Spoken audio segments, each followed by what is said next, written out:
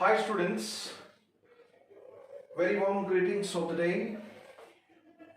Good day, namaste, sat sri akal, assalamu alaikum. Today we are going to see effect of temperature on rate of reaction or rate constant. कुछ experimentally observe result के basis पे हमने एक theory है जिसको बोलते हैं Arrhenius theory और ट्रांजिशन स्टेट थ्योरी, जो effect of temperature on rate of reaction बताती है. लेकिन प्रायर टू दैट एक एक्सपेरिमेंटल ऑब्जर्वेशन बेस्ड चीज है टेम्परेचर कोफिशिएंट ऑफ रेट और rate constant. How we define temperature coefficient? It is defined as ratio of rate constants of a reaction differing by 10 degrees Celsius or 10 Kelvin. Temperature coefficient of a reaction is defined as ratio of rate constants of the reaction at two different temperatures differing by 10 degrees Celsius or 10 Kelvin. ध्यान रखिए, बड़ा वाला temperature बड़ा ऊपर होगा numerator में, छोटा वाला डिनोमिनेटर में होगा हरदम. तो दो डिफरेंट टेम्परेचर हो गए, उन टेम्परेचर पे रेट ऑफ रिएक्शन का रेशियो ले लो या रेट कांस्टेंट का रेशियो ले लो, टेम्परेचर कोफिशिएंट ऑफ रिएक्शन आ जाता है. ये टेम्परेचर कोफिशिएंट किसके रिस्पेक्ट में है? रेट कांस्टेंट के रिएक्शन में. आप इसको ऐसे ही बोल सकते हो temperature coefficient of reaction. You can say temperature coefficient of reaction. Temperature coefficient of reaction बोलो या temperature coefficient of rate constant बोलो, दोनों का मतलब एक ही है. अच्छा जी, अब दोनों टेम्परेचर अगर इस T की वैल्यू टेम्परेचर की वैल्यू नहीं दे रखी हो तो बाय डिफॉल्ट 25 डिग्री सेल्सियस यानी कि 298 केल्विन हम लोग लेकर चलेंगे. If nothing is mention temperature is taken to be 298 kelvin, तो ये आ जाएगा K 298 केल्विन, ये आ जाएगा K 308 केल्विन, है ना.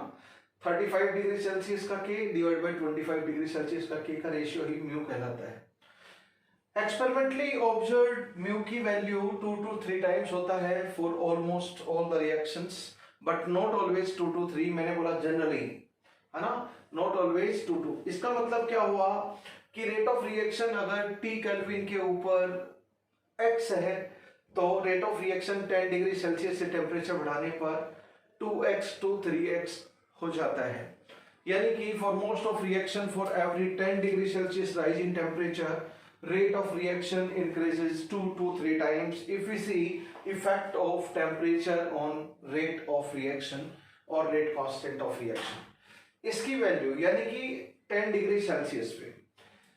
अब कौन सा T ले, कौन सा टेम्परेचर है? 300 केल्विन है, 310 केल्विन है, ये 320 केल्विन है तो ऊपर 330 केल्विन का रेट कांस्टेंट है, ये 350 केल्विन है तो 360 केल्विन हो गया न्यूमरेटर में म्यू. तो व्हाट इज द टेम्परेचर? क्या ले हम? T की वैल्यू क्या ले? कुछ भी मेंशन नहीं हो तो 298 केल्विन लेके चलेंगे. Nothing is mentioned in the numerical, we consider it 298 kelvin. Okay, एक चीज अज्यूम करके चलना है आपको, प्रैक्टिकली ऐसा होता नहीं है. Mu is considered to be temperature independent for a reaction. I am not saying कि टेम्परेचर, मैंने बोला कि ये अगर T1 है तो T1 प्लस 10 आ जाएगा म्यू, अगर ये T2 है तो ऊपर आ जाएगा K T2 प्लस 10 के ऊपर. तो अलग अलग टेम्परेचर लेंगे हम, T की वैल्यू अलग अलग लेंगे, म्यू की वैल्यू हरदम सेम नहीं रहती, पर हम सेम लेकर चलेंगे for our numericals. Unless otherwise specified mu की वैल्यू आपको सेम लेके चलनी है all the times, although it is temperature dependent, no doubt about it. Okay, अब ये चीज क्या बोलती है हमें? इसी को अगर हम देखें कि R की वैल्यू T प्लस 10 के ऊपर कितनी हो गई? म्यू मल्टीप्लाइड बाई R की वैल्यू T. यानी कि जो T केल्विन के ऊपर रेट ऑफ रिएक्शन है, T प्लस 10 केल्विन के ऊपर रेट ऑफ रिएक्शन होगा सेम रिएक्शन का, वो म्यू टाइम्स होगा. कितना होगा? Mu times. तो हर 10 डिग्री सेल्सियस से टेम्परेचर बढ़ा दें तो rate of reaction mu time हो जाता है, रेट कांस्टेंट म्यू टाइम हो जाता है. इसी चीज को हम अगर जनरलाइज करें तो कुछ ऐसा कर सकते हैं यहां पर टेम्परेचर T है, यहाँ पे टेम्परेचर T+10 है, यहाँ पे टेम्परेचर T+20 है, यहाँ पे टेम्परेचर T+30 है, और जनरलाइज टेम्परेचर ले लेते हैं T+ΔT। यहाँ पे आपका रेट ऑफ रिएक्शन RT बोल देते हैं, तो यहाँ पे रेट ऑफ रिएक्शन कितना हो जाएगा, 10 डिग्री सेल्सियस से बढ़ा तो कितना हो जाता है, म्यू टाइम हो जाता है। फिर यहां से 10 डिग्री सेल्सियस फर्दर बढ़ा तो फिर क्या हो जाएगा, म्यू टाइम हो जाएगा 10 डिग्री सेल्सियस, तो इसका म्यू हो जाएगा, तो ये क्या हो गया, RT+10। यहां पे हो जाएगा रेट एट T+20, यहाँ पर हो जाएगा rate is equal to T+30 वाला, और यहाँ पर जो रेट हो जाएगा वो T+ΔT वाला। इसकी वैल्यू बताओ, यहां से यहां जाएंगे तो 10 डिग्री सेल्सियस से बढ़ गया, तो इसकी वैल्यू से म्यू टाइम्स हो जाएगा, तो इसको म्यू से मल्टीप्लाई करेंगे तो कितना आ जाएगा, mu raise to power 2RT। फिर 10 डिग्री सेल्सियस से यहां से आ जाए तो 10 डिग्री सेल्सियस से बढ़ा तो फिर इसका म्यू टाइम्स हो जाएगा, क्योंकि 10 डिग्री सेल्सियस से टेम्परेचर बढ़ता है तो rate of reaction mu time हो जाता है, टेम्परेचर कोफिशिएंट टाइम हो जाता है, तो इसको म्यू से मल्टीप्लाई करेंगे तो कितना आ जाएगा दोस्तों, म्यू रेज टू पावर 3, और यहां पर कितना हो जाएगा, mu raise to power ΔT/10 RT, mu ΔT/10 RT, ये हो जाएगा आपका म्यू। तो देखो जरा, यहां पर 30 है ΔT की वैल्यू यहां से यहां तक, तो 30/10 3 आ गया, ΔT की वैल्यू जनरलाइज हम बोले तो यहां डिफरेंस तो 10/10 1 आ गया इधर, यहां से यहां ले जाएं तो टेम्परेचर डिफरेंस है 20 का, तो 20/10 यानी कि 2 आ जाएगा, यानी कि जनरलाइज फॉर्मूला हो गया वो ये हो गया, this is the generalize formula. इसमें हमने क्या लेकर चला है, यहां से यहां टेम्परेचर पे म्यू की वैल्यू सेम लेकर चले, तो इसी को ही अगर हम एक इंपॉर्टेंट फॉर्मूला में कन्वर्ट कर लें तो R की value rate of reaction at T+ΔT is equal to rate of reaction at T mu की power ΔT/10। The same expression can be written in different format. Rate of reaction at T2 is equal to rate of reaction at T1 mu raised to power ΔT/10। Delta T क्या हो गया brother, delta T is equal to T2 minus T1।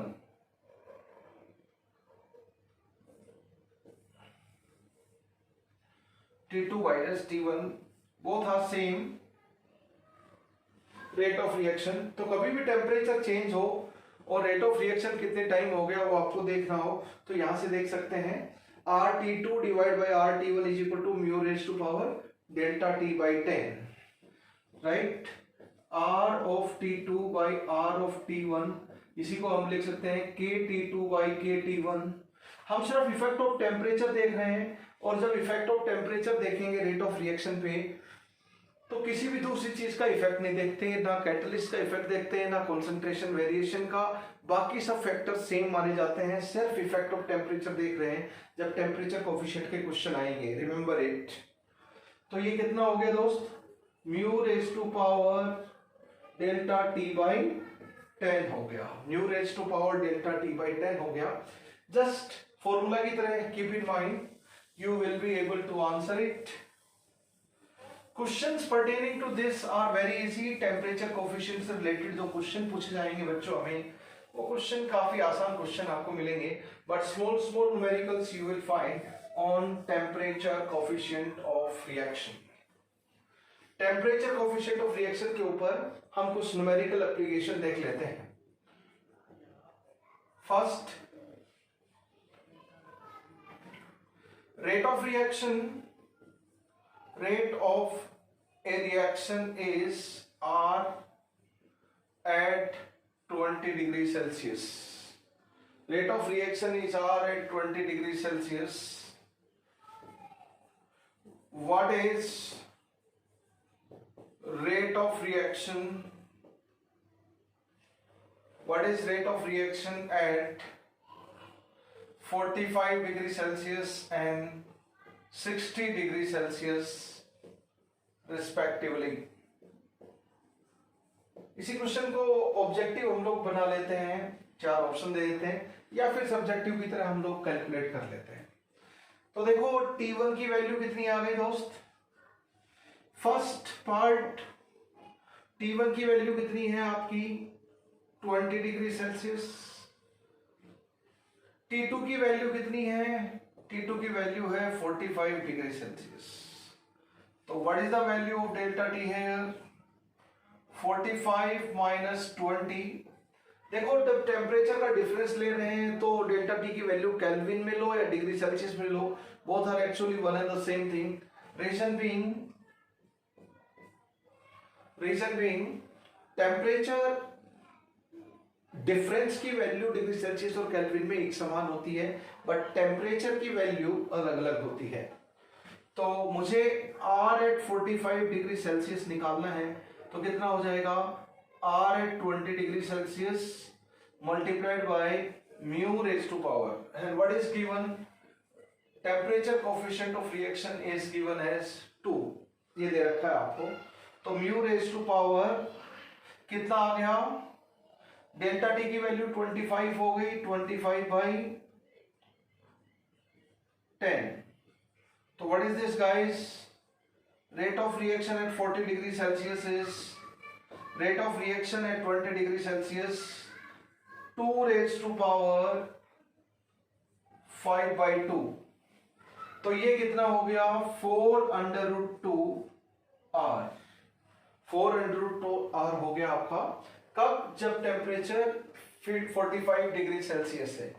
Now second part, जब temperature 60 degree Celsius है तो आपकी value कितनी आ गई, rate of reaction at 60 degree Celsius is rate of reaction at 20 degree Celsius multiplied by mu raised to power, बताओ इस बार कितना आ गया, डेल्टा टी की value 60 minus 20 by 10, T2 minus T1 delta T हो गया, T2 माइनस T1 बाई 10, ये delta T by 10।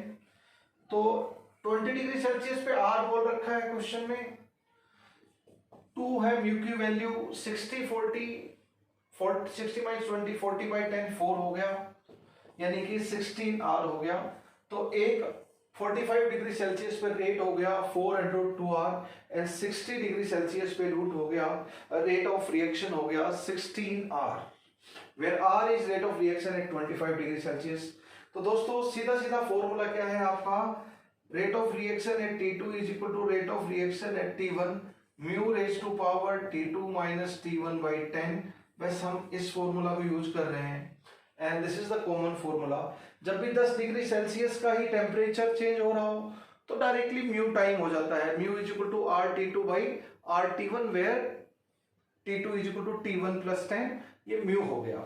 लेकिन जब 10 डिग्री सेल्सियस के अलावा, जैसे यहाँ 25 डिग्री सेल्सियस का टेम्परेचर डिफरेंस हुआ या 40 डिग्री सेल्सियस का टेम्परेचर डिफरेंस हुआ, तो आप डायरेक्टली फॉर्मूला ये लगाएं, RT1 multiplied by mu raised to power T2 minus T1 by 10 is equal to R2, rate of reaction है T2 केल्विन। तो ये टेम्परेचर कोफिशिएंट ऑफ रिएक्शन के ऊपर जिस तरह के न्यूमेरिकल पूछे जाते हैं वो बड़े सिंपल न्यूमेरिकल होते हैं। We have tried just one numerical pertaining to this. दोस्तों हम लोग थोड़ा और आगे बढ़ते हैं, let us do one more numerical on temperature coefficient of reaction. Okay guys, temperature coefficient of reaction क्या हो जाएगा, मैं मान लेता हूं 2 रिएक्शन है आपके पास, reaction 1 and reaction 2 at 25 degree celsius. इसका रेट भी R है और इसका रेट भी R है। For both the reactions, rate of reaction is equal at 25 degree Celsius. First reaction का रेट भी R है और सेकंड रिएक्शन का रेट भी R है, ठीक है। इस रिएक्शन का म्यू दे रखा है रिएक्शन 1 का 2 और रिएक्शन 2 का टेम्परेचर कोफिशिएंट दे रखा है 3 एट 75 डिग्री सेल्सियस रेट इस रिएक्शन का भी बढ़ चुका होगा, इसका भी, क्योंकि 10 डिग्री सेल्सियस राइज करने पर इसका रेट 2 टाइम्स हो जाता है और 10 डिग्री सेल्सियस राइज करने पर रिएक्शन 2 का रेट 3 टाइम्स हो जाता है। यही तो टेम्परेचर कोफिशिएंट की डेफिनेशन है कि every 10 degree Celsius rise in temperature, rate of reaction become mu times temperature coefficient times। तो इसका रेट हम लोग बोल देते हैं R1 और इसका रेट हम लोग बोल देते हैं R2। आपको निकालना है what is the value of rates of the two reactions at 75 degree Celsius। Okay बच्चों, तो टेम्परेचर का डिफरेंस कितना हो गया, 25 डिग्री सेल्सियस से 75 डिग्री सेल्सियस, यानी कि डेल्टा टी की वैल्यू 50 डिग्री सेल्सियस हो गई। तब 10 डिग्री सेल्सियस के अलावा चाहे 5 डिग्री सेल्सियस हो या 50 डिग्री सेल्सियस हो या 25 डिग्री सेल्सियस हो डेल्टा टी की वैल्यू, तो आप डायरेक्टली फॉर्मूला यूज करें। कौन सा फॉर्मूला, RT2 is equal to RT1 mu raise to power T2 minus T1 by 10। Fine, तो यहां क्या लिख सकता हूं, 75 डिग्री सेल्सियस वाला temperature is equal to T1 मतलब 25 डिग्री सेल्सियस वाला रेट ऑफ रिएक्शन, म्यू की वैल्यू आपकी 2 है, डेल्टा टी की वैल्यू कितनी होगी 75 minus 25,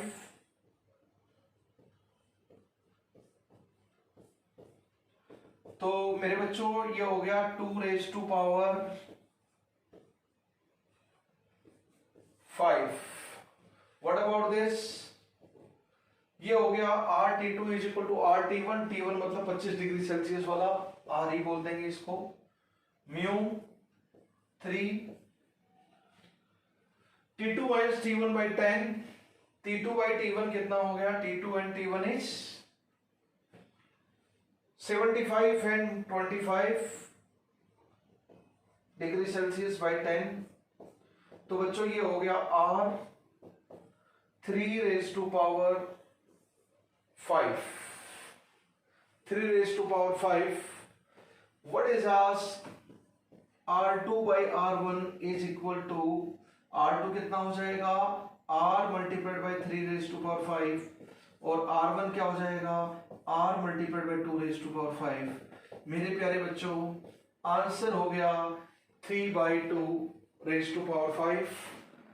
On calculation we are getting the answer 7.59 or 7.6। This is your answer of the question। तो दो डिफरेंट रिएक्शन के लिए हमने RT2 is equal to RT1 mu raised to power T2 minus T1 divided by delta T। तो this is the numerical application about temperature coefficient of reaction। क्या देखा, temperature coefficient of reaction को हम कैसे define करेंगे। Temperature coefficient of reaction is defined as ratio of rates of reaction और rate constant of the same reaction at two different temperature differing by 10 degree celsius और 10 kelvin. RT2 by RT1 और KT2 by KT1 is equal to mu of reaction where T2 is T1 plus 1। अगर T1 की value numerical में दे रखी हो तो by default आपको 25 degree Celsius लेके चलनी पड़ेगी फॉर न्यूमेरिकल एप्लीकेशन। रिलेशन हमारा न्यूमेरिकल के लिए आया RT2 इज इक्वल टू, अगर 10 डिग्री सेल्सियस का टेम्परेचर है चेंज तो mu time rate of reaction हो जाता है। अगर 10 डिग्री सेल्सियस के अलावा है तो जनरल उसी टेम्परेचर कोफिशिएंट की प्रॉपर्टी को यूज करते हुए हम लोग ये generalize relation for any temperature change, rate of reaction at T2 is equal to rate of reaction, same reaction का rate at T1 multiplied by mu multiplied by T2 minus T1 by 10। ये एक relation है जिसको हम numerical में बार बार use करते हैं, तो just keep particular relation in your mind, this is useful time and again. Okay दोस्तों, ये हो गया हमारा temperature coefficient of reaction. Temperature coefficient of reaction is in particular discuss the relation RT2 is equal to RT1 multiplied by mu raised to power delta T by 10। Fine। अब देखो भाई साहब, effect of temperature and catalyst on rate of reaction or rate constant of reaction.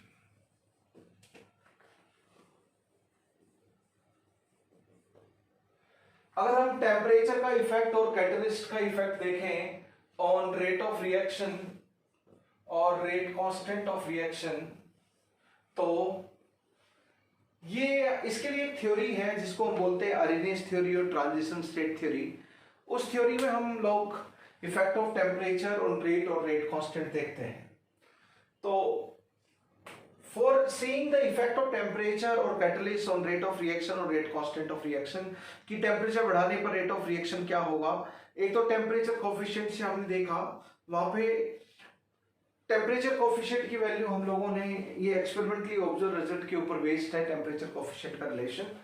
अभी हम एक theory देख रहे हैं जिसका नाम है अरेनियस थ्योरी, जो थ्योरेटिकल एक्सप्लेनेशन देगी कि इसका टेम्परेचर और कैटलिस्ट का क्या इफेक्ट होता है ऑन रेट और रेट कांस्टेंट ऑफ रिएक्शन। उसके लिए हम थ्योरी यूज कर रहे हैं, दैट इज आरेनियस थ्योरी और transition state theory. Arrhenius theory और ट्रांजिशन स्टेट थ्योरी। तो दोस्तों, effect of temperature and catalyst is explain theoretically bye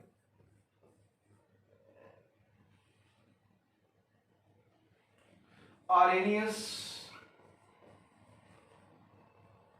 theory, और हम बोलते हैं transition state theory. Arrhenius theory और transition state theory. Arrhenius theory और ट्रांजिशन स्टेट थ्योरी। अब ये क्या बोलती है आरेनियस थ्योरी और ट्रांजिशन स्टेट थ्योरी? कि किसी भी केमिकल रिएक्शन को होने के लिए रिएक्टेंट मॉलिक्यूल में कोलिजन होना जरूरी है। For a chemical reaction to take place there must be collisions among different reactant molecules. In any chemical reaction there are two things that do happen. First, breaking of reactant molecule bonds and eventually formation of bonds of product molecules. किसी भी chemical reaction में दो काम पक्का होते हैं बच्चों। एक, रिएक्टेंट मॉलिक्यूल के बॉन्ड टूटते हैं और इवेंचुअली प्रोडक्ट मॉलिक्यूल के बॉन्ड बनते हैं, इसमें कोई दो राय नहीं है। रिएक्शन से प्रोडक्ट टाइप जब जाएंगे हम, तो रिएक्शन जैसे जैसे आगे बढ़ेगी तो बीच में एक ट्रांजिशन स्टेट का भी फॉर्मेशन होता है। इस थ्योरी के बारे में डिस्कशन हम 11th स्टैंडर्ड में केमिकल इक्विलिब्रियम चैप्टर में कर चुके हैं, that is Arrhenius equation we have studied, effect of temperature on equilibrium constant, एक टॉपिक देखा था केमिकल इक्विलिब्रियम में, जो हमने पढ़ा था काइनेटिक्स ऑफ इक्विलिब्रियम के नाम पे। उसी टॉपिक का ये जस्ट रिवीजन है। आरेनियस थ्योरी और ट्रांजिशन स्टेट थ्योरी क्या बोलती है कि किसी भी केमिकल रिएक्शन को होने के लिए रिएक्टेंट मॉलिक्यूल में कोलिजन होना अनिवार्य है, कोलिजन होना अनिवार्य है। And what is the second thing, कि रिएक्टेंट मॉलिक्यूल्स के बॉन्ड टूटते हैं किसी भी केमिकल रिएक्शन में और प्रोडक्ट मॉलिक्यूल के बॉन्ड बनते हैं। अगर रिएक्टेंट मॉलिक्यूल के बॉन्ड टूटेंगे तो एनर्जी की जरूरत पड़ेगी, क्योंकि bond dissociation is endothermic process. Bond dissociation is endothermic process. Bond dissociation is endothermic process. अब वो एनर्जी कहां से आएगी? कौन से ऐसे मॉलिक्यूल होते हैं इतनी एनर्जी पजेस करते हैं कि रिएक्टेंट मॉलिक्यूल के बॉन्ड टूट पाए, उन मॉलिक्यूल के बॉन्ड टूट पाए, रिएक्टेंट मॉलिक्यूल के बॉन्ड टूट पाए, यानी कि सारे के सारे रिएक्टेंट मॉलिक्यूल अपने बॉन्ड नहीं तोड़ पाएंगे ऑन कोलिजन, वही मॉलिक्यूल तोड़ पाएंगे जिनके पास सफिशिएंटली हाई एनर्जी होगी। ओके, अब देखो क्या बोलती है कि केमिकल रिएक्शंस तब होगी जब there is collision among different reactant molecule. अच्छा, कोई भी random collision among reactant molecule क्या प्रोडक्ट बनाने में हरदम सक्सेसफुल होगा? क्या कोई भी कोलिजन प्रोडक्टिव और इफेक्टिव कोलिजन होगा? प्रोडक्टिव और इफेक्टिव कोलिजन का मतलब वो कोलिजन जिससे प्रोडक्ट फॉर्मेशन हो। क्या हर कोलिजन इफेक्टिव और प्रोडक्टिव कोलिजन होगा? क्या हर कोलिजन प्रोडक्ट बना पाएगा? आंसर है नो। कोई भी random collision among reactant molecules product नहीं बना पाता है। अगर रिएक्टेंट मॉलिक्यूल के बीच में कोलिजन कोई हो रहा है और वो प्रोडक्ट बनाएगा तो उसको दो कंडीशंस, दो बैरियर क्रॉस करने पड़ेंगे, दो कंडीशंस फुलफिल करनी पड़ेंगी। एक, collision must be with proper orientation. Collision must be with proper orientation. अभी just keep on listening. I will write and then explain. फिर मैं diagrammatically explain करूंगा. Then you will understand better. Collision must be with proper orientation. ऐसा नहीं कि कोई किसी के साथ टकरा जाए और प्रोडक्ट बन जाए. कोई मॉलिक्यूल किसी भी डायरेक्शन से टकरा जाए और प्रोडक्ट बन जाए. It is not there. Proper orientation यानी कि खास डायरेक्शन से जिन एटम के बीच में प्रोडक्ट मॉलिक्यूल में बॉन्ड है, रिमेंबर, जिन एटम के बीच में प्रोडक्ट मॉलिक्यूल में बॉन्ड है, उन्हीं एटम का आपस में कोलिजन होगा तो बॉन्ड फॉर्मेशन होगा और वो ओरिएंटेशन प्रॉपर ओरिएंटेशन कहलाएगा. अब प्रॉपर ओरिएंटेशन हो गया तो क्या वो कोलिजन अब प्रोडक्टिव और इफेक्टिव कोलिजन कहलाएगा? जी नहीं, स्टिल नॉट, क्योंकि दूसरी एक और कंडीशन है. किसी भी रैंडम कोलिजन को प्रोडक्टिव कोलिजन होने के लिए दो कंडीशन फुलफिल करनी पड़ती है. दो बैरियर होने चाहिए उसके लिए, दो बैरियर होते हैं उसके लिए. फर्स्ट इज ओरिएंटेशन यानी कि proper orientation, and second is proper orientation के साथ सफिशिएंटली हाई एनर्जी. कुछ पलों पहले हम लोग बात कर रहे थे कि सारे के सारे रिएक्टेंट मॉलिक्यूल बराबर एनर्जी के नहीं होते. This theory is based on KTG. This theory is based on kinetic theory of gases, जिसको हम शॉर्ट में केटीजी भी लिख देते हैं.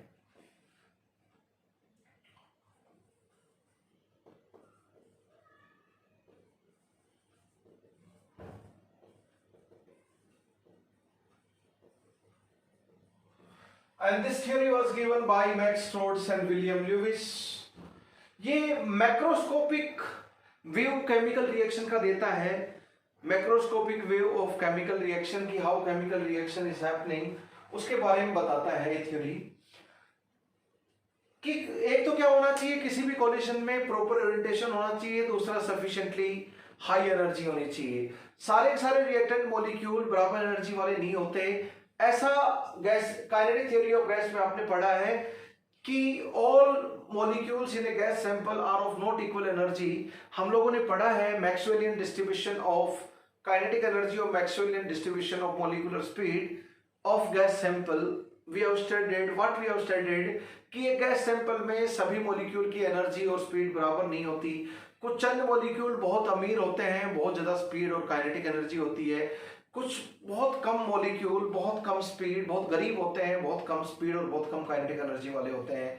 ज्यादातर मॉलिक्यूल की स्पीड मोस्ट प्रोबेबल और एवरेज स्पीड के आसपास होती है. बहुमत होते हैं ज्यादातर मिडिल क्लास होते हैं. तो बहुत कम मॉलिक्यूल बहुत रिच होते हैं, बहुत ज्यादा एनर्जी रखने वाले बहुत कम होते हैं. बहुत कम मॉलिक्यूल बहुत पुअर होते हैं, बहुत कम एनर्जी रखने वाले भी, काइनेटिक एनर्जी रखने वाले भी गैस सैंपल में बहुत कम गैस मॉलिक्यूल होते हैं. And most of gas molecules are middle class, मतलब हैविंग एनर्जी इन बिटवीन, जिनकी स्पीड मोस्ट प्रोबेबल स्पीड या एवरेज स्पीड है, उन मॉलिक्यूल्स का बहुमत होता है. ज्यादातर मॉलिक्यूल वही होते हैं. ऐसा ही किसी डेवलप्ड कंट्री में होता है कि बहुत रिच लोग भी बहुत कम होते हैं, बहुत पुअर लोग भी बहुत कम होते हैं. ज्यादातर लोग मिडिल क्लास होते हैं.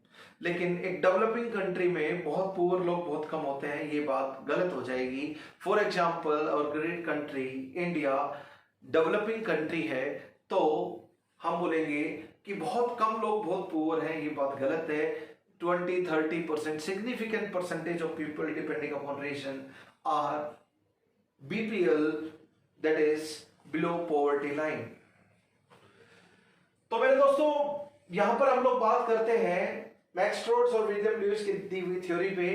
तो बोलेंगे रिएक्टेंट मॉलिक्यूल में दोनों कंडीशन फुलफिल हो गई. हाँ, ये एनर्जी की बात मैं क्यों कर रहा था, क्योंकि एक एनर्जी से ऊपर ही काइनेटिक एनर्जी रखने वाले मॉलिक्यूल बहुत कम होंगे. जैसे कि 10% हुए पर्टिकुलर टेम्परेचर पे. हम ये भी जानते हैं कि टेम्परेचर बढ़ते हैं तो रिच मॉलिक्यूल की संख्या गैस सैंपल में बढ़ती है और पुअर मॉलिक्यूल की संख्या कम होती है. ये केटीजी की बात है. तो एक पर्टिकुलर एनर्जी से ऊपर एनर्जी वाले कुछ परसेंटेज ऑफ मॉलिक्यूल होंगे, उन्हीं में इतनी सफिशिएंटली हाई एनर्जी होगी कि जब उनका कोलिजन होगा तो रिएक्टेंट मॉलिक्यूल का बॉन्ड टूट पाएगा. यानी कि only all are not having sufficiently high energy, or reactant molecules only a few molecules are having energy sufficient enough to break the bonds of reactant molecules. अब जैसे ही reactant molecule से product molecule बनते हैं तो there is collision. Collision के बाद क्या होगा, कोलिजन की प्रोडक्टिव होने के लिए दो कंडीशन फुलफिल होनी चाहिए, proper orientation and sufficiently high energy की दो कंडीशन। उसके बाद अगर ये कंडीशन फुलफिल हुई तो उसके बाद जैसे ही रिएक्टेंट मॉलिक्यूल कोलाइड करते हैं तो रिएक्टेंट मॉलिक्यूल के बॉन्ड धीरे धीरे कमजोर पड़ने लगते हैं और जो बॉन्ड प्रोडक्ट मॉलिक्यूल में बनने हैं वो हल्के हल्के बॉन्ड बनने लग जाते हैं। हालांकि रिएक्टेंट मॉलिक्यूल के बॉन्ड पूरी तरह टूटते नहीं है और प्रोडक्ट मॉलिक्यूल के बॉन्ड पूरी तरह बनते नहीं है, तो बॉन्ड क्या हो गए, जो बनने हैं वो भी हल्के हल्के बनने लग गए और जो टूटने हैं वो भी थोड़े कमजोर हो गए, टूटने लग गए।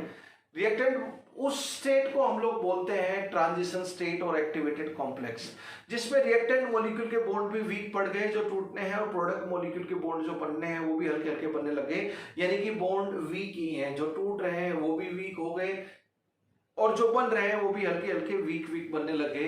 अब जहां वीक बॉन्ड हो गए तो एनर्जी ज्यादा होगी, स्टेबिलिटी कम होगी, तो ट्रांजिशन स्टेट की एनर्जी रिएक्टेंट और प्रोडक्ट की एनर्जी से ज्यादा होती है almost all the times.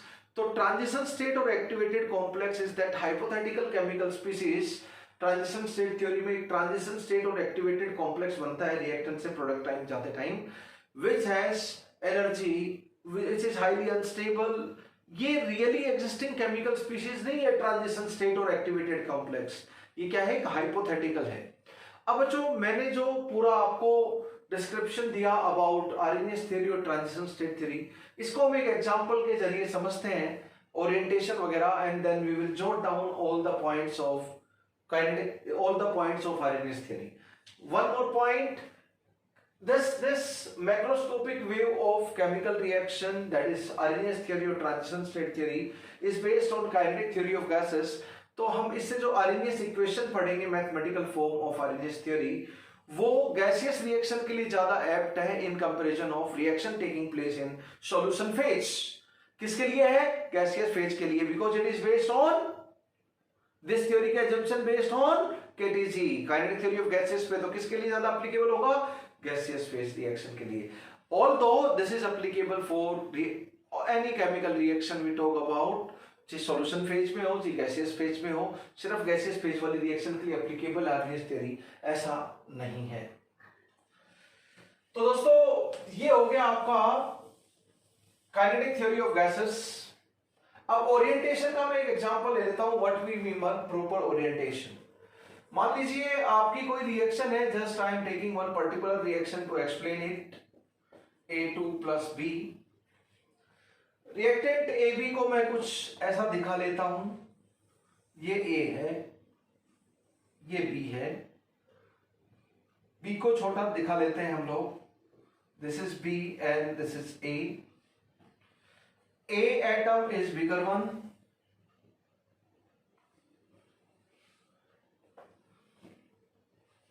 A, B,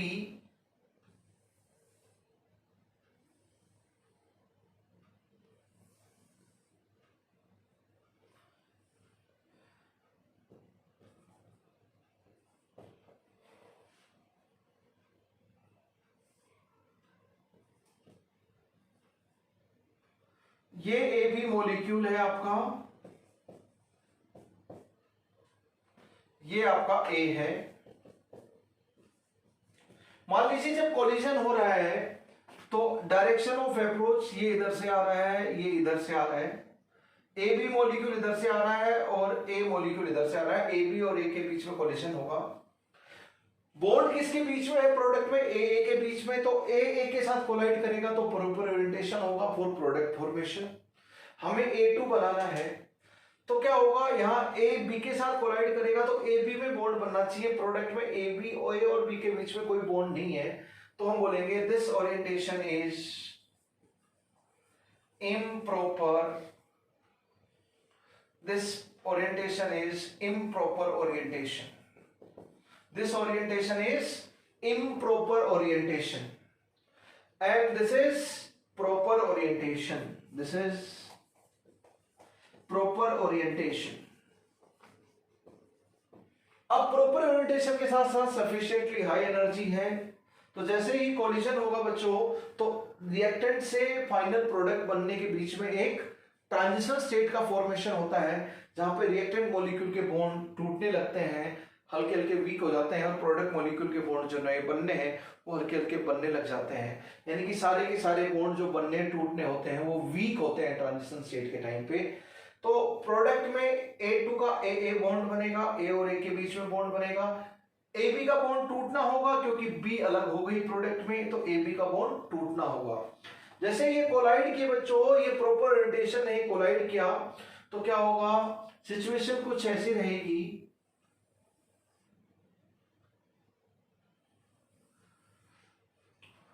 collision होगा and if it is proper orientation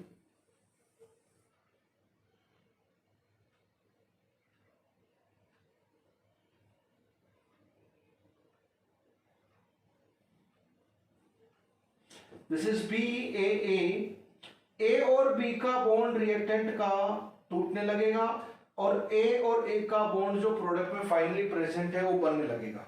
ये बॉन्ड बनने लगेगा, ये बॉन्ड टूटने लगेगा। दोस्तों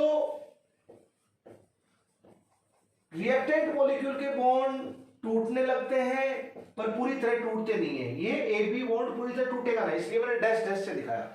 ट्रांजिशन स्टेट में पूरी केमिस्ट्री में जब भी हम बॉन्ड दिखाते हैं तो डैश डैश से दिखाते हैं, वो बॉन्ड पूरी तरह ना टूटे हुए होते हैं ना पूरी तरह बने हुए होते हैं। तो रिएक्टेंट मॉलिक्यूल का बॉन्ड ए बी बॉन्ड है वो पूरी तरह टूटा नहीं है पर वीक पड़ गया। प्रोडक्ट मॉलिक्यूल का A2 का बॉन्ड है तो AA का बॉन्ड बनेगा प्रोडक्ट में, वो पूरी तरह बना नहीं है तो वो भी डैश है। इसको हम ट्रांजिशन स्टेट या फिर हम बोलते हैं एक्टिवेटेड कॉम्प्लेक्स, ट्रांजिशन स्टेट और activated complex.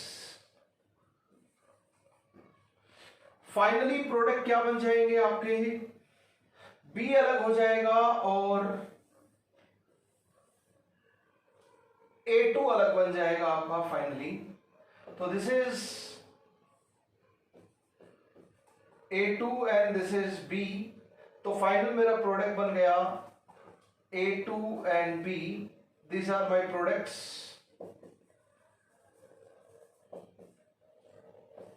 These are my products and these are your reactants. A and AB are your reactants. ये reactants हैं, ये products हैं, बीच में क्या बना ट्रांजिशन स्टेट। तो तीन रिएक्शन कोऑर्डिनेट हो गए एक पर्टिकुलर एक स्टेप ऑफ रिएक्शन में। पहले रिएक्टेंट होते हैं, फिर ट्रांजिशन स्टेट बनता है और प्रोडक्ट। देखो इसमें परफेक्टली थिक लाइन से बॉन्ड दिखाया है, यानी कि फाइनल बॉन्ड बन चुका। यहाँ पे अच्छा स्टेबल बॉन्ड है, लेकिन यहाँ पे बॉन्ड जो टूटना है वो भी वीक है, पूरी तरह टूटा नहीं है। जो बनना है वो भी वीक है, वो भी पूरी तरह बना नहीं है।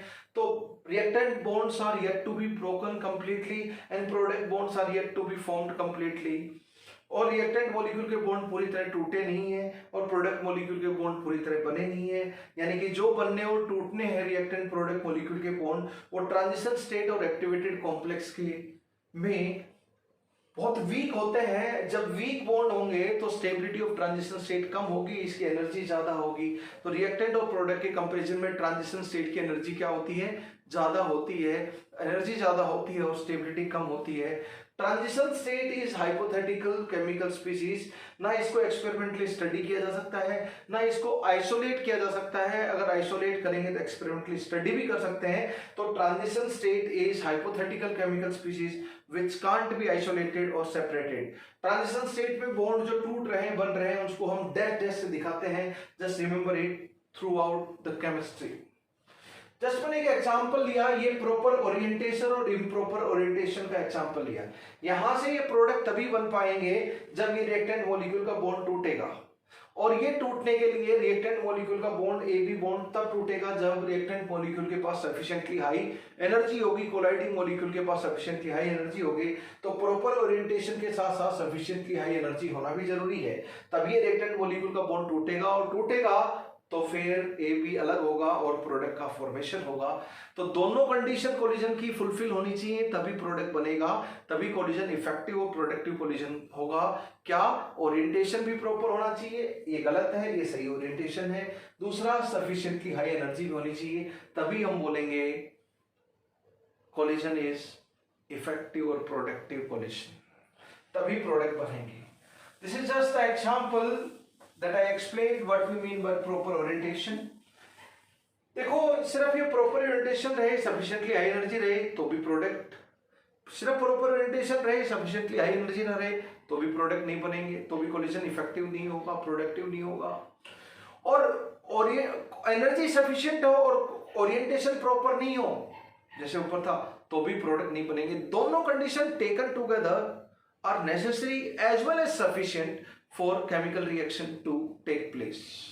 For chemical reaction to take place, both steps must be, both barriers must be satisfied.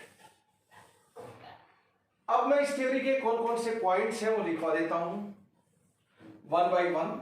एक एग्जांपल और ले लेता हूं मैं, NO plus O3 giving NO2 plus O2। देखो, O3 मॉलिक्यूल का स्ट्रक्चर आप लोग जानते हैं, V शेप का स्ट्रक्चर होता है O3 मॉलिक्यूल का, यानी कि 3 ऑक्सीजन एटम है इधर ऑक्सीजन के O3 में, ओजोन में, ये हो गया ऑक्सीजन, ठीक है, this is oxygen,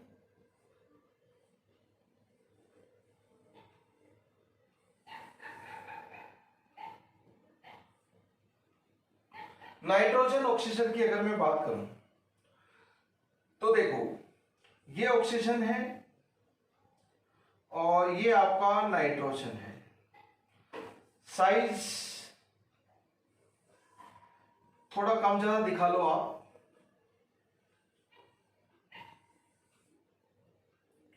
this is nitrogen and this is oxygen. Nitrogen oxygen के साइज में बहुत ज्यादा फर्क नहीं रहता है। ओके, अब देखो, अगर कोलिजन इस ओरिएंटेशन के साथ हुआ, यानी कि ये इसके साथ कोलाइड कर रहा है, तो इम्प्रॉपर ओरिएंटेशन है, दिस इज इम्प्रॉपर ओरिएंटेशन। क्यों? क्योंकि नाइट्रोजन का ऑक्सीजन के साथ बॉन्ड बनना होगा, सही बात है, तो ऑक्सीजन ऑक्सीजन के साथ कोलाइड कर रहा है, तो बात सही नहीं है, बात सही नहीं है। अब हम बात करते हैं फर्स्ट केस तो ओरिएंटेशन का, this is improper orientation. Improper orientation क्योंकि जिनके बीच में बॉन्ड बनना है, किसके बीच में बॉन्ड बनना है, नाइट्रोजन ऑक्सीजन के, और एक इसका एक ऑक्सीजन आएगा, उसके बीच में बॉन्ड बनना चाहिए।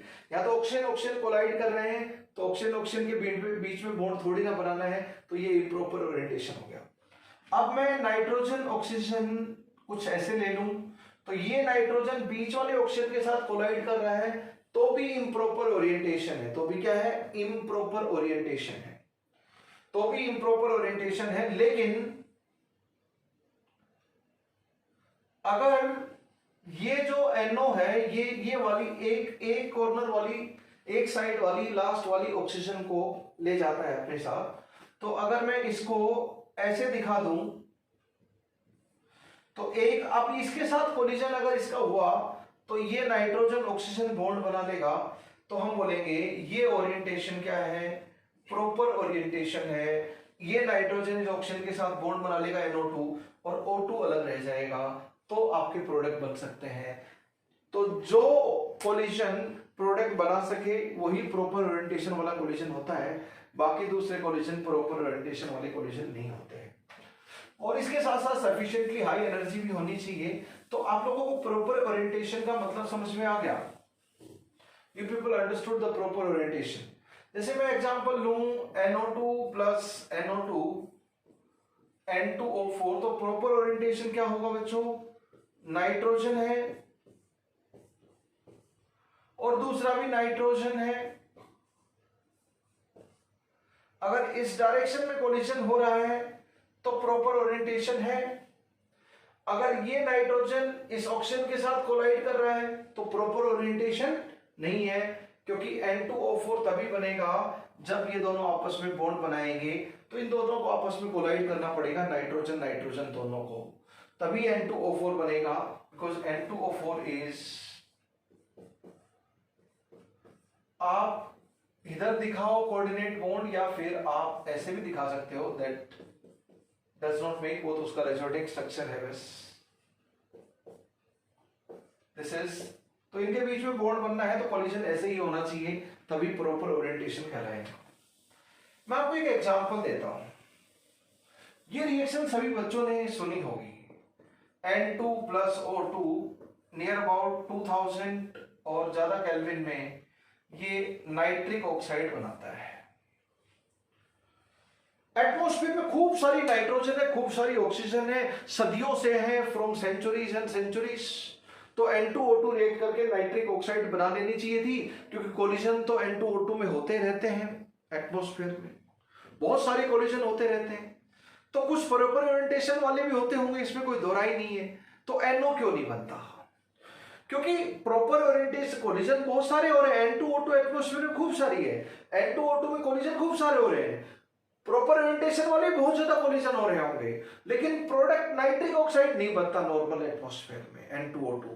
अगर ऐसा हो रहा होता तो N2O2 आपस में रिएक्ट करके O2 विलुप्त हो जाती, O2 गायब हो जाती, सारी NO में कन्वर्ट हो जाती। ऐसा नहीं होता।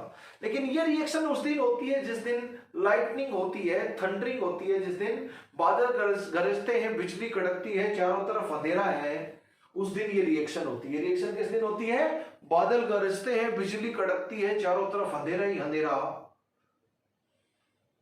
खासकर सावन के महीने में। सावन आवन कह गया हरि आवन की आस, रण अंधेरी बिजली चमके तारा गिरत निराश। तो जब तारे गिनने नहीं पाते हम लोग, इतना अंधेरा होता है, तो उस टाइम पे ये रिएक्शन होती है जब लाइटनिंग होती है, क्योंकि लाइट की इलेक्ट्रोमैग्नेटिक रेज की हाई एनर्जी को यूज करते हुए ही ये मॉलिक्यूल आपस में रिएक्ट कर पाते हैं। क्योंकि N2O2 के मॉलिक्यूल जो एटमॉस्फेयर में होते हैं, उनका ओरिएंटेशन तो सही हो सकता है, लेकिन एनर्जी सफिशिएंट नहीं होती, क्योंकि नाइट्रोजन का N ट्रिपल बॉन्ड N होता है और ये बॉन्ड बहुत स्टेबल होता है। तो हाई एनर्जी, लाइटनिंग वाली की एनर्जी, हाई एनर्जी रेडिएशन की यूज करते हुए ये रिएक्शन हो सकती है, तभी इसके पास सफिशिएंटली हाई एनर्जी आ पाती है, और तभी रिएक्टेंट मॉलिक्यूल का बॉन्ड टूट पाते हैं और प्रोडक्ट बन पाते हैं। तो प्रॉपर ओरिएंटेशन सफिशिएंट नहीं है, सिग्निफिकेंट अमाउंट ऑफ एनर्जी भी रिएक्टेंट मॉलिक्यूल के पास होनी चाहिए ताकि रिएक्शन हो सके। ओके, इस आरएनएस थ्योरी के हम पॉइंट्स लिखते हैं after doing lot of discussion. मैंने प्रॉपर ओरिएंटेशन आप लोगों को समझाया, hopefully you have understood it well. Okay, first, for a reaction to take place, there are collisions among reactant molecules. There are collision among reactant molecules. For a chemical reaction to take place, for a chemical reaction or reaction to take place, there must be collisions among reactant molecule according to Arrhenius theory. In any chemical reaction, there is breaking of bonds of reactant molecule and formation of bonds of product molecule. वो आप जानते हो, I am not writing that point. Second, all random collisions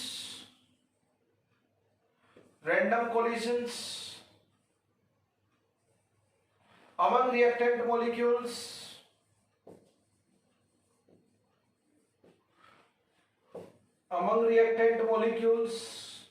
all random collisions among reactant molecules are not responsible for product formation, are not productive or effective collision. Productive और effective collision उन collision को बोला जाता है दोस्तों जो product formation के लिए रिस्पॉन्सिबल हो, इफेक्टिवली प्रोडक्ट बना रहे हो। प्रोडक्टिव और effective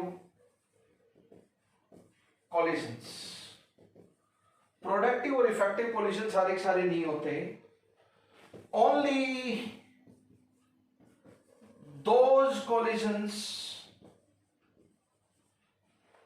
which satisfy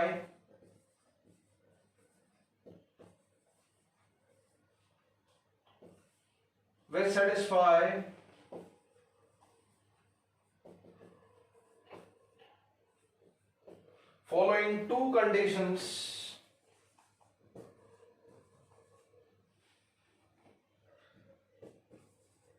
can be effective or productive collision.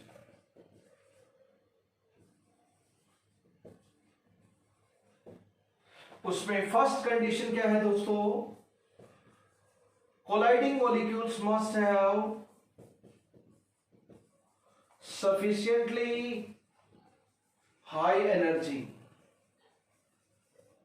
तो सारे सब रिएक्टेंट मॉलिक्यूल की एनर्जी बराबर नहीं होती। गैसियस फेज में आप जानते हो केटीजी के अनुसार काइनेटिक थ्योरी ऑफ गैसेस बोलती है कि कुछ मॉलिक्यूल ही होते हैं जिनकी एनर्जी बहुत ज्यादा होती है, कुछ मॉलिक्यूल होते हैं जिनकी एनर्जी बहुत कम होती है, ज्यादातर की एनर्जी बराबर बीच में होती है, मिडिल क्लास होते हैं। तो कितनी एनर्जी चाहिए, तो उस एनर्जी से ऊपर हो सकता है 10% मॉलिक्यूल हो सकता है, 5% हो सकता है, 50% मॉलिक्यूल हो, डिपेंड करता है कि गैस सैंपल किस टेम्परेचर के ऊपर है। ज्यादा टेम्परेचर पर रखेंगे तो 20% मॉलिक्यूल रहेंगे, और ज्यादा टेम्परेचर पर रखेंगे तो उसी गैस सैंपल के 30% मॉलिक्यूल एक एनर्जी से ऊपर रहे, पर्टिकुलर एनर्जी से, और ज्यादा टेम्परेचर पर रखेंगे तो 60% मॉलिक्यूल हो जाएंगे एक एनर्जी से ऊपर एनर्जी रखने वाले, और ज्यादा टेम्परेचर रखेंगे तो 90% हो जाएंगे, और ज्यादा टेम्परेचर करेंगे तो 99% मॉलिक्यूल हो जाएंगे एक एनर्जी से ऊपर, जो कि सफिशिएंटली हाई एनर्जी वाले क्लास में बिलोंग करेंगे। एंड बहुत ज्यादा अगर इनफाइनाइट टेम्परेचर अगर हम कर दें थियोरेटिकली इन्फिनिटी, तो हम बोलेंगे सारे रिएक्टेंट मॉलिक्यूल की एनर्जी सफिशिएंटली हाई है कि रिएक्टेंट मॉलिक्यूल के बॉन्ड टूटकर प्रोडक्ट में कन्वर्ट हो जाएं। पर सिर्फ sufficiently high energy sufficient condition नहीं है। दूसरा है ओरिएंटेशन भी प्रॉपर होना चाहिए, प्रॉपर ओरिएंटेशन। जैसे 100 मॉलिक्यूल हुए, जो total number of 100 total collisions हैं, उनमें से 80 मॉलिक्यूल हैं जो सफिशिएंटली हाई एनर्जी रखते हैं,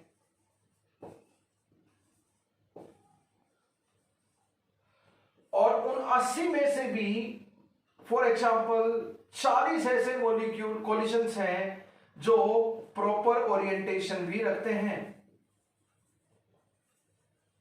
तो out of 100 collisions 80 collisions are having sufficiently high energy, उन 80 में से 40 collisions are having proper orientation। तो 100 में से दोनों कंडीशन फुलफिल करने वाले मात्र 40 collisions हैं, तो only 40 collisions are responsible to form the product, only 40 collisions are responsible to form products, 40 collisions are productive और effective collisions। मैंने जस्ट एग्जांपल लिया समझाने के लिए। तो ये दोनों कंडीशन नेसेसरी, एक भी कंडीशन अगर फुलफिल नहीं हो रही तो केमिकल रिएक्शन नहीं होगी। दोनों कंडीशन को एक साथ फुलफिल होना पड़ेगा for collision to be productive collision. अब रिएक्टेंट और प्रोडक्ट के अलावा रिएक्शन जैसे ही आगे प्रोग्रेस होती है तो तीसरी केमिकल स्पीशीज का फॉर्मेशन होता है, दैट इज ट्रांजिशन स्टेट। ये थ्योरी बोलती है, ट्रांजिशन स्टेट बोलती है, ट्रांजिशन स्टेट थ्योरी, कि ड्यूरिंग कोलिशंस, कौन सा collisions, during collisions, during collisions, effective collisions, there is formation of hypothetical chemical species, hypothetical chemical species known as transition state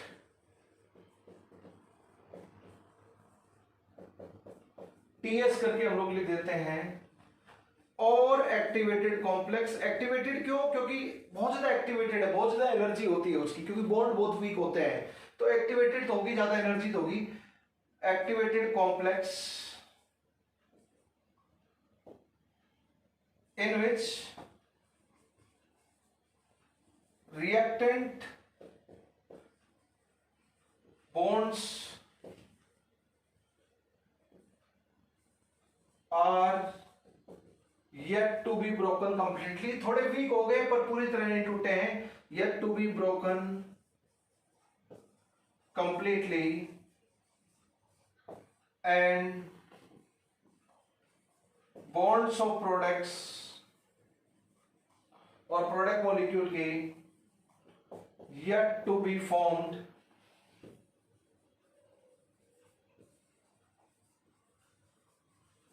completely। और उन बॉन्ड को हम कैसे दिखाते हैं, डैश डैश से दिखाते हैं। तो ट्रांजिशन स्टेट में पूरी केमिस्ट्री में हम डैश डैश से जो भी बॉन्ड टूटने हो, जो भी बॉन्ड बनने हो, सब बॉन्ड को हम डैश डैश से दिखाते हैं। और वो केमिकल स्पीसीज क्या है, ट्रांजिशन स्टेट और एक्टिवेटेड कॉम्प्लेक्स कहलाएगी। उसमें सारे बॉन्ड जो टूटने और बनने हैं वो बॉन्ड बहुत वीक है। वीक बॉन्ड है तो स्टेबिलिटी कम होगी, एनर्जी ज्यादा होगी।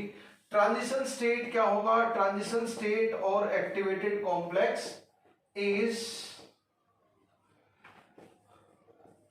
हाईली एनर्जेटिक,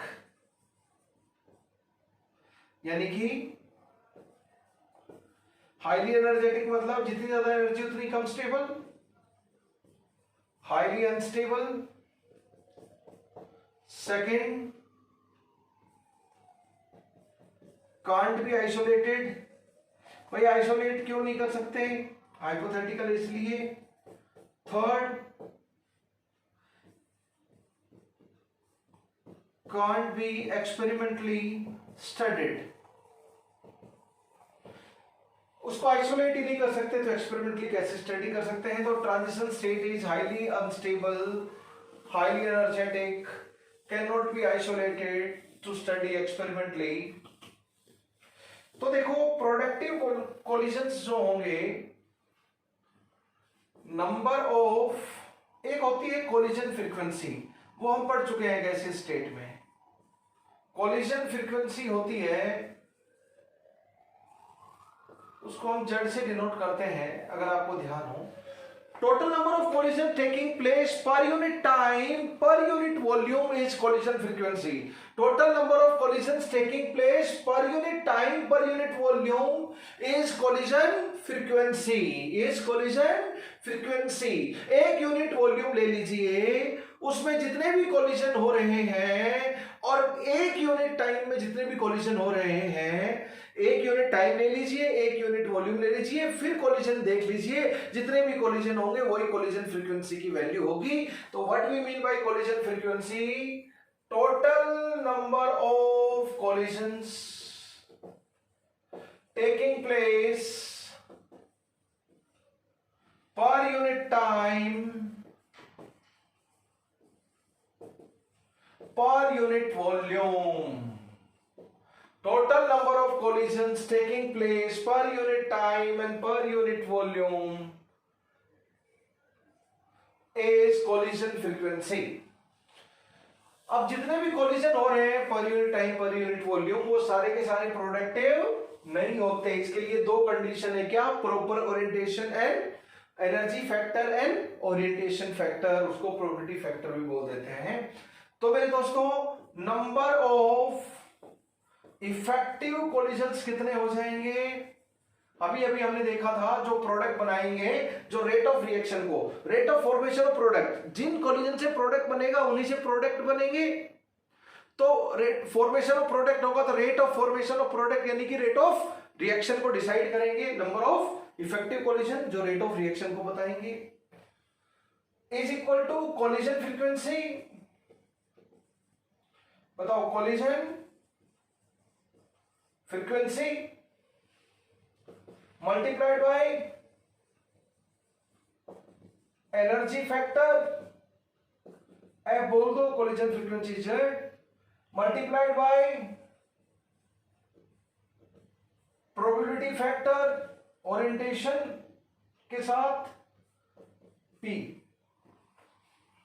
जो एनर्जी फैक्टर है वो मैक्सवेलियन इक्वेशन से आता है, e raise to power minus EA by RT। ये एनर्जी फैक्टर होता है आपका। तो दोस्तों क्या आ गया, total number of effective collision P multiplied by Z multiplied by e raise to power minus EA by RT is total number of collision. और बताओ टोटल नंबर ऑफ कोलिजन क्या आ जाएगा, rate of reaction. Rate of reaction मतलब rate constant, जितना ज्यादा rate of reaction होगा उतना ज्यादा रेट कांस्टेंट। जब यूनिट कंसंट्रेशन ले लेंगे, nth ऑर्डर है, जब इसकी वैल्यू 1 ले लेंगे तो रेट ऑफ रिएक्शन मतलब रेट कांस्टेंट मतलब कितने, प्रोडक्टिव कोलिजन बने वही रेट ऑफ रिएक्शन होता है। तो number of effective productive collision मतलब रेट ऑफ रिएक्शन मतलब रेट कांस्टेंट को बता रहा है, पर यूनिट कंसंट्रेशन ले ले तो is probability factor multiplied by Z P Z E raise to power minus E A by R T. ये क्या है? Fraction of molecule having sufficiently high energy, fraction of molecules having fraction of collisions having sufficiently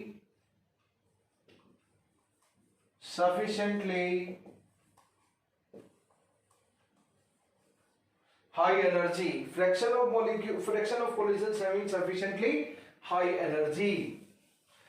बस यही है, this is the जो हमने देखा उसका सारा कंक्लूजन यही है।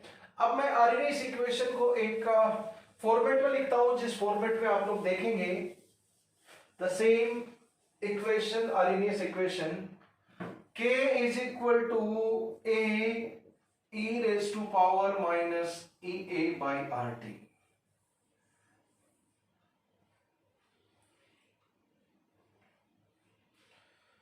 ये है आर्हेनियस इक्वेशन। बस सबसे काम की चीज यही है न्यूमेरिकल में,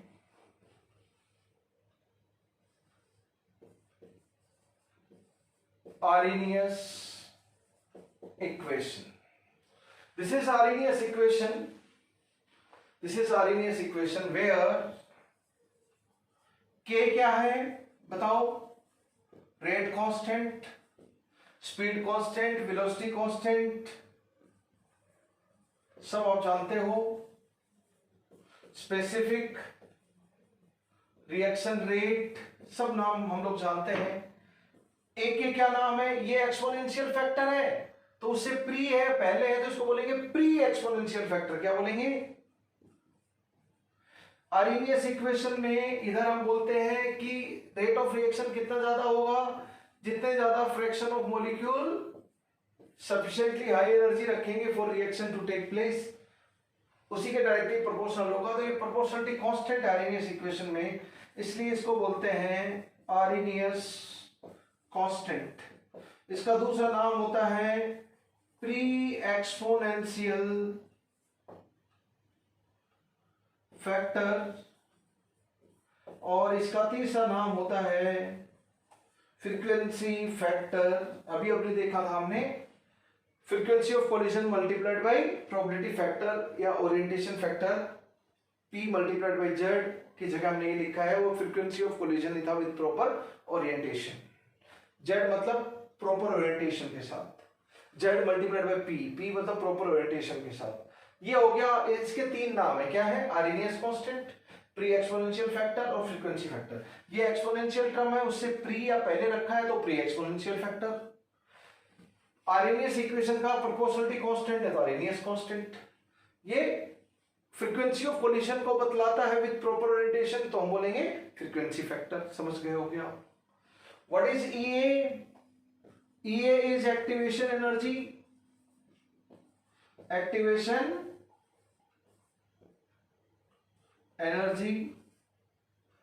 and T is temperature।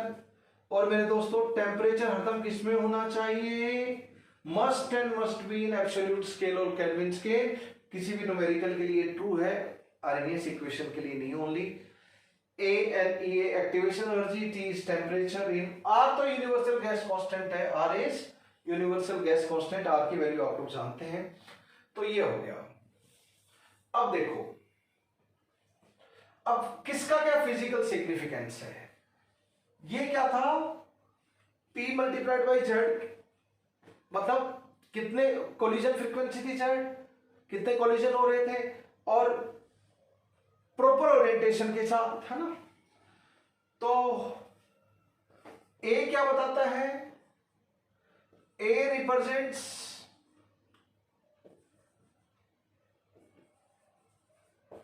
Total number of collisions with proper orientation. What this represent?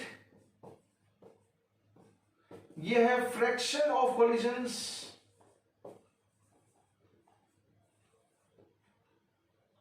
It represents fraction of collisions with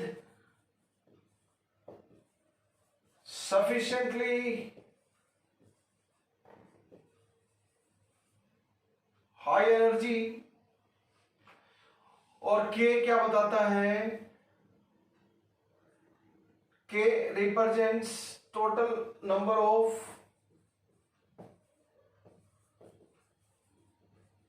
effective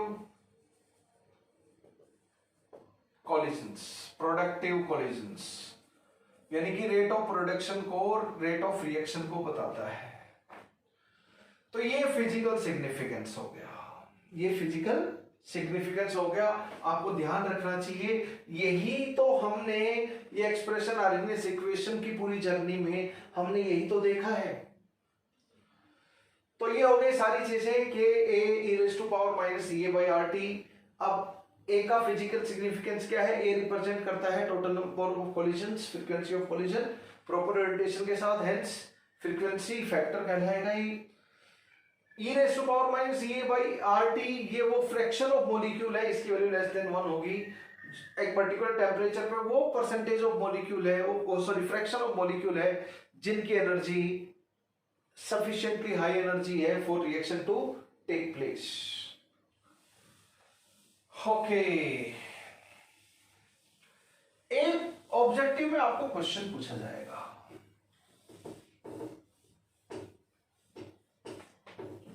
objective में आपको क्वेश्चन पूछा जाएगा. कुछ चीजें डिस्कस कर लेते हैं, फिर हम इसकी मैथमेटिकल. अब सारा गेम जो न्यूमेरिकल का है वो आर्हेनियस इक्वेशन के ऊपर टिका हुआ है. आर्हेनियस इक्वेशन के ऊपर टिका हुआ है. Complete game is all about this Arrhenius equation. A and E A note कर लीजिए. A and E A frequency factor, pre exponential factor and activation energy. Activation energy का मतलब हम लोग समझेंगे are considered to be temperature independent. Important point. Are considered to be temperature independent, and second are specific to a reaction. एक खास reaction के लिए A और E की वैल्यू खास रहेगी और consider to be temperature independent. मैंने ये नहीं बोला A और E की वैल्यू टेम्परेचर के साथ चेंज नहीं होगी. चेंज होगी टेम्परेचर के साथ A और E की वैल्यू, बट हम हरदम न्यूमेरिकल के लिए by default unless otherwise stated temperature के साथ कांस्टेंट लेकर चलेंगे. A और E की वैल्यू टेम्परेचर चेंज करने पर चेंज नहीं करेंगे फॉर डूइंग द न्यूमेरिकल्स. आज तक जितने भी IIT के नीट के क्वेश्चन पूछे हुए हैं सभी में A और E को हम टेम्परेचर इंडिपेंडेंट लेकर चलते हैं. इंपॉर्टेंट पॉइंट, जब तक एक खास रिएक्शन है A और E की वैल्यू खास रहेगी एंड A और E की वैल्यू टेम्परेचर चेंज करने पर चेंज तो होती है, पर हम कभी भी चेंज कंसीडर नहीं करेंगे. कंसीडर नहीं करेंगे, होती है, मैंने नहीं बोला.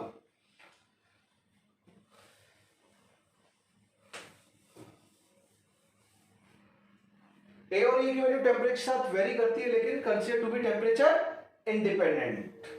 Very good. e⁻⁻⁴ कुछ इंपॉर्टेंट ऑब्जर्वेशन. पहली चीज न्यूमेरिकल में अगर पूछी जाए, बताओ फ्रैक्शन ऑफ कॉलिजन्स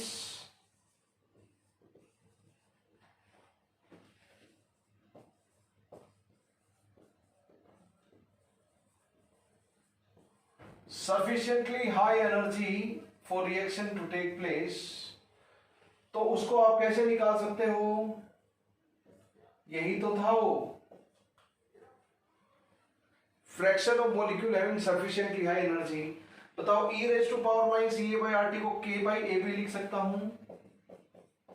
तो जब न्यूमेरिकल में k और a की वैल्यू दे रखी हो तो इससे निकाल लें, और एक्टिवेशन एनर्जी और टेम्परेचर दे रखा हो तो इससे निकाल लें. ये न्यूमेरिकल में पूछा जाएगा. अब मैं बस थोड़ा सा अल्टरेशन कर देता हूं। अगर न्यूमेरिकल में आपसे पूछा जाए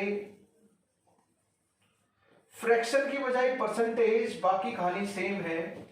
fraction of collisions having sufficiently high energy की बजाय percentage of collisions having sufficiently high energy हो तो क्या करोगे, फ्रैक्शन को 100 से मल्टीप्लाई कर देंगे। फ्रैक्शन को 100 से मल्टीप्लाई कर देंगे। के और ए दे रखा हो तो वो वाला रिलेशन यूज कर ले। एक्टिवेशन एनर्जी और टेम्परेचर दे रखा हो तो A raise to power minus A by RT relation से percentage of collisions with sufficiently high energy. तो ये न्यूमेरिकल में आपको पूछे जाएंगे। ई और टी एक्टिवेशन एनर्जी और टेम्परेचर की वैल्यू दे देंगे, rate constant and pre exponential factor की वैल्यू दे देंगे, तो you can calculate very easily, right? You can calculate very easily from this relation. So this is one type of numerical just I discussed. Okay.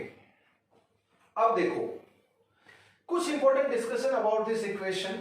पहला point मैंने बताया A and E are considered to be temperature independent or specific to a reaction.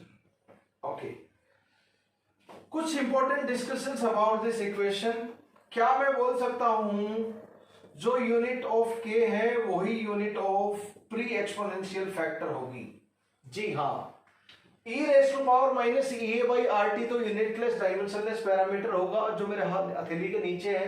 तो के और ए की unit dimension के rules के अनुसार सेम होना चाहिए। के और ए की यूनिट यानी कि फर्स्ट ऑर्डर के लिए के की यूनिट टाइम इनवर्स थी, minute inverse, second inverse, month inverse. तो फर्स्ट ऑर्डर के लिए आरएनएस कांस्टेंट की वैल्यू भी टाइम इनवर्स ही रहेगी। आरएनएस कांस्टेंट की वैल्यू भी टाइम इनवर्स रहेगी। सेकंड पॉइंट, के और ए की वैल्यू के is equal to A,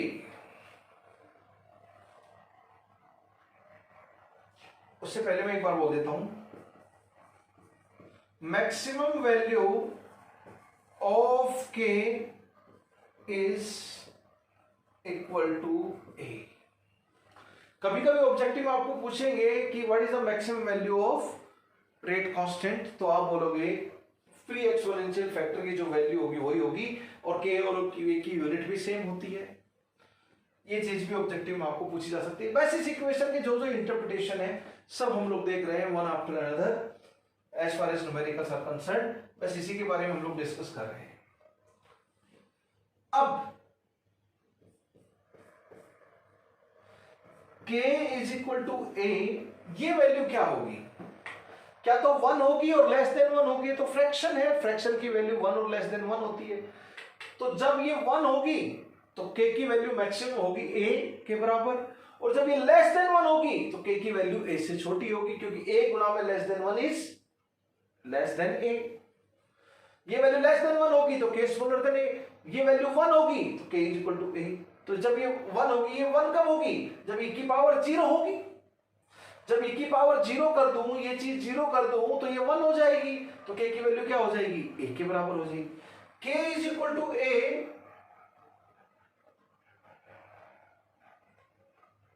if first condition temperature बहुत ज्यादा हो, एंड सेकेंड जब एक्टिवेशन एनर्जी 0 हो। देखो इधर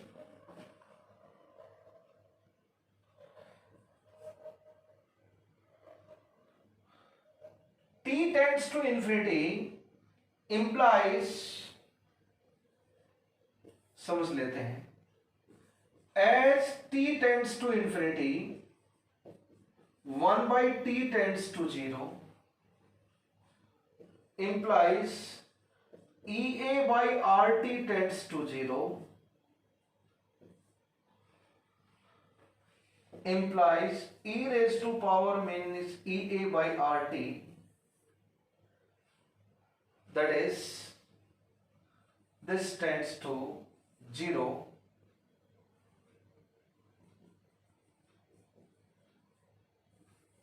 when this tends to 0 this tends to 1, और जब ये 1 हो गया तो k is equal to a हो गया। as EA is equal to 0, EA by RT is equal to 0 implies e raised to power minus EA by RT, ये क्या हो गया 0, तो दिस इज 1। तो जब एक्टिवेशन एनर्जी 0 होगी तो e की पावर 0 यानी कि 1 हो गया, तो e is equal to a, और जब टेम्परेचर इन्फिनिटी होगा तो 1 बाई इन्फिनिटी। अब ये देखो टेम्परेचर इन्फिनिटी का मतलब क्या है, हमने बोला था ये कौन से मॉलिक्यूल हैं जिनकी सफिशिएंटली हाई एनर्जी है। अगर हम टेम्परेचर थोड़ा और बढ़ाएंगे तो पहले 10% मॉलिक्यूल सफिशिएंटली हाई एनर्जी थे तो 50% हो जाएंगे, और टेम्परेचर बढ़ाएंगे तो और ज्यादा मॉलिक्यूल एक एनर्जी से ऊपर हो जाएंगे, सफिशिएंटली हाई एनर्जी जिनकी रहेगी।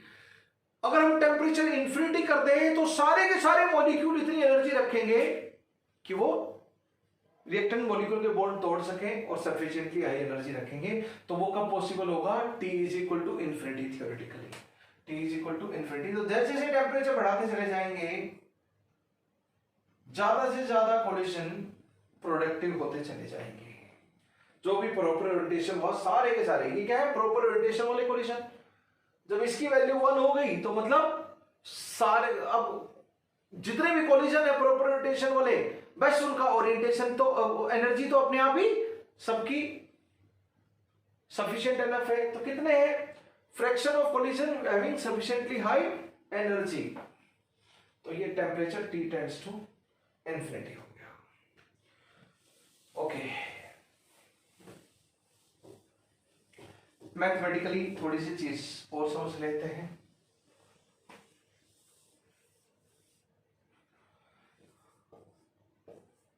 As temperature increases, rate constant increases, and as temperature decreases, rate constant decreases.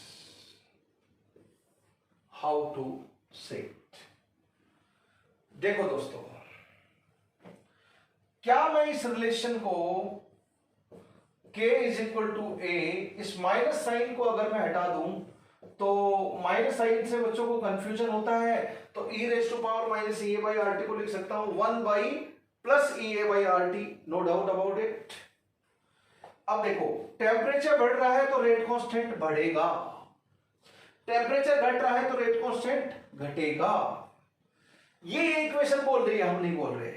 कैसे, देखो यहां पर HT इंक्रीजेस, बताओ EA by RT decreases, बोलो यस, पक्की बात। E raised to power EA by RT also decreases. If this decreases, K will increase. तो as temperature increases, rate constant increases, and सबके एरो इंक्रीज बाय डिक्रीज करोगे तो ये भी उल्टा हो जाएगा, ये भी उल्टा हो जाएगा और ये भी उल्टा हो जाएगा, तो हो जाएगा टेम्परेचर डिक्रीजेस तो rate constant decreases, temperature decreases तो रेट कांस्टेंट डिक्रीजेस। तो पहला हमारा कंक्लूजन क्या हुआ कि टेम्परेचर बढ़ाने से रेट कांस्टेंट बढ़ता है एंड रेट ऑफ रिएक्शन भी बढ़ता है। और हम देख चुके हैं एक्सपेरिमेंटली क्या ऑब्जर्व किया गया, for every 10 degree Celsius rise in temperature rate of reaction generally increases 2 to 3 times. तो ये भी यही बोल रही है कि टेम्परेचर बढ़ाने पर रेट कांस्टेंट और रेट ऑफ रिएक्शन बढ़ता है।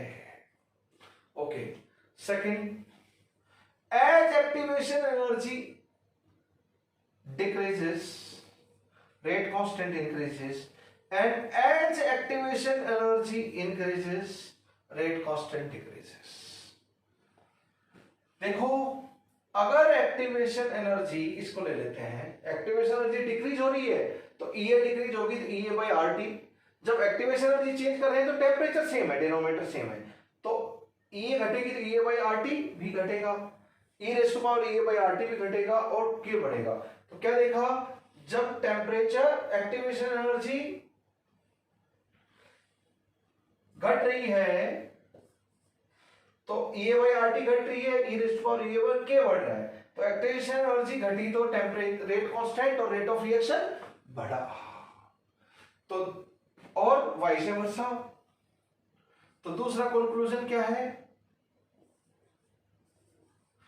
As activation energy decreases rate constant increases and rate of reaction increases. तो क्या होना चाहिए बच्चों, अगर आपको K बढ़ाना है तो टेम्परेचर ज्यादा से ज्यादा, एक्टिवेशन एनर्जी कम से कम, तो रेट बढ़ेगा, तो रेट बढ़ेगा, टेम्परेचर बढ़ेगा, we have proved temperature increases तो rate constant, activation energy decreases तो रेट कांस्टेंट इंक्रीजेस, तो टेम्परेचर बढ़ेगा, एक्टिवेशन एनर्जी घटेगी, उतना ही rate constant and rate of reaction बढ़ेगा. तो all these are mathematical implications of the Arrhenius equation for numericals and objective questions. इस equation को हमने अच्छे से समझा, इस इक्वेशन की हमने एनालिसिस की कि किस किस चीज के ऊपर के ये सब डिपेंड करता है. अब इसी इक्वेशन में हम जैसे जैसे कैटलिस्ट यूज करते हैं तो एक्टिवेशन एनर्जी चेंज हो जाती है, टेम्परेचर चेंज करते हैं तो टी चेंज हो जाता है, तो कैटलिस्ट यूज करेंगे तो ये चेंज होगा, टेम्परेचर चेंज करेंगे तो टी चेंज होगा, नेचर ऑफ रिएक्शन अलग अलग होगी तो ए और ई अलग अलग होगा. तो के किसके ऊपर डिपेंड करता है, समझ लेना, के किसके ऊपर डिपेंड करता है, समझें प्लीज.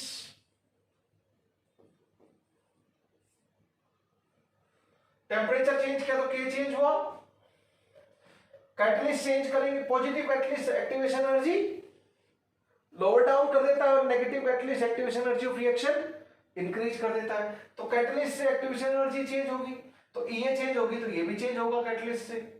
टेम्परेचर चेंज होगा तो के चेंज होना है, देख लो डिपेंडेंसी. अलग अलग रिएक्शन होगी तो ए और ई स्पेसिफिक रिएक्शन होती, ए और ई अलग अलग होगी तो के अलग होगा. तो के किस चीज के ऊपर डिपेंड करेगा, nature of reaction, catalyst and temperature. यही बात की थी हमने. ये इक्वेशन आपको दोबारा से वही चीज बोल रही है. हमने बोला था, अगर आपको ध्यान हो तो हमने रेट लॉ पढ़ा था कि रेट कांस्टेंट किसके ऊपर डिपेंड करता है, रेट कांस्टेंट डिपेंड करता है गिवन केमिकल रिएक्शन और केमिकल इक्वेशन. यस और नो, केमिकल इक्वेशन के कोएफिशिएंट फिक्स होने चाहिए. Given chemical reaction chemical equation के ऊपर डिपेंड करता है.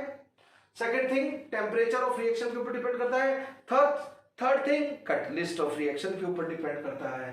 और कंसंट्रेशन, प्रेशर, इन सब के ऊपर rate constant of reaction depend नहीं करता. होप यू रिमेंबर, हमने लिखा था, और कंसंट्रेशन, प्रेशर, टाइम सब कुछ लिख के हमने क्रॉस मारा था कि nature of reaction and chemical equation के ऊपर डिपेंड करता है, टेम्परेचर और कैटलिस्ट के ऊपर डिपेंड करता है रेट कांस्टेंट. बस इन्हीं पैरामीटर्स के ऊपर डिपेंड करता है, दैट्स ऑल. तो दोस्तों ये इक्वेशन आपको सेम चीज बोल रही है if you understand it, if you analyse. तो हमने इस इक्वेशन का बहुत अच्छे से एनालिसिस किया. We have analysed this equation in a beautiful way and we will use it. अब हम इफेक्ट ऑफ टेम्परेचर देखेंगे अलग से, इफेक्ट ऑफ कैटलिस्ट देखेंगे अलग से ऑन रेट कांस्टेंट और rate of reaction. Further onwards उनके एक्सप्रेशन और फॉर्मूला के डेरिवेशन हम लोग करेंगे. So this is just the introduction of Arrhenius theory, guys and girls. Let us wind up this lecture right here. It is time to stop after brief introduction of, brief recap of whatever we have covered in today's lecture. Starting from the very beginning, we discussed temperature coefficient of reaction, KT2 by KT1 or RT2 by RT1 is temperature coefficient of reaction. T2 and T1 differ by 10 degree celsius और 10 kelvin. If T1 की value नहीं दे रखी तो take it 25 degree Celsius. अगर 10 degree Celsius के अलावा कोई भी टेम्परेचर का डिफरेंस हो तो जनरल रिलेशन हम लोग यूज करते हैं RT2 is equal to RT1 multiplied by mu raised to power T2 minus T1 by 10, या फिर KT2 is equal to KT1 mu raised to power T2 minus T1 by 10. Hopefully you remember the formula. We practice numerical on the same. Then temperature coefficient की value generally reactions के लिए 2 to 3 times होती है, but not always. Further proceeding about Arrhenius theory और collision theory कि chemical reaction के लिए theory बोलती है कि कोलिजन होना अनिवार्य है. किसी भी रिएक्शन में दो काम होते हैं, रिएक्टेंट मॉलिक्यूल के बॉन्ड टूटते हैं और प्रोडक्ट मॉलिक्यूल के बॉन्ड बनते हैं. जैसे ही रिएक्टेंट मॉलिक्यूल कोलिजन करेंगे तो कोई भी कोलिजन प्रोडक्ट फॉर्मेशन के लिए रिस्पॉन्सिबल हो, इफेक्टिव हो, प्रोडक्टिव कोलिजन हो, ऐसा जरूरी नहीं है. दो कंडीशन फुलफिल होंगी तो ही random collision of reactant can be productive collision, effective collision. And what are these two conditions? There are two barriers. One is energy barrier, energy factor. Another is orientation barrier, orientation factor.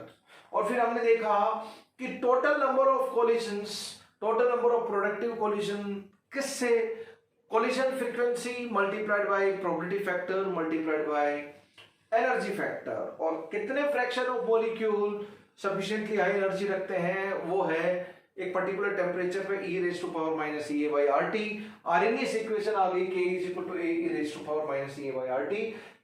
k by ए या फिर minus E raise to power minus E A by R T बोलता है fraction of molecule having sufficiently high energy for collision to be productive collision, right, वो होता है e raise to power minus E A by R T.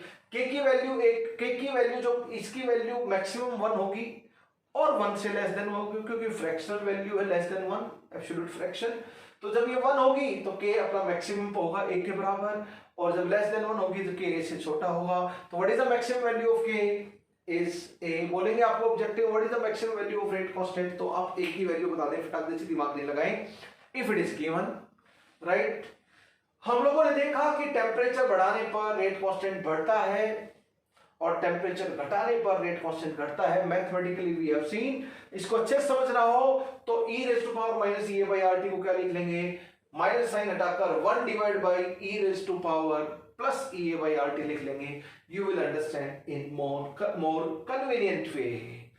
तो दोस्तों activation energy कम से कम हो, temperature ज्यादा से ज्यादा हो, तो rate constant of reaction, rate of reaction ज्यादा से ज्यादा होगा।